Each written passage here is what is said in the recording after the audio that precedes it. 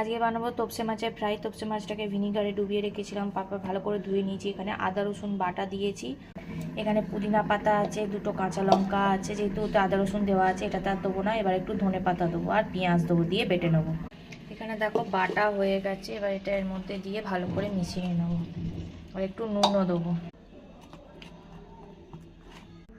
আমার এখানে তপসে মাছ ম্যারিনেশন করা হয়ে গেছে, এবার এটা আমি রেখে দেবো। তারপর আমি ব্যাটারটা তৈরি করে নেব। তো এখানে আমি বেসন নিয়ে নিয়েছি, অল্প হলুদ, অল্প নুন, একটা ডিম আর অল্প কাশ্মীরি লঙ্কা। এটাকে ভালো করে, আর এর মধ্যে একটু কালো জিরে দেবো, ভালো করে ফেটিয়ে নেব। এবার এই মাছগুলোকে মশলা মাখিয়ে এটা এরকম করে ডোবাবো,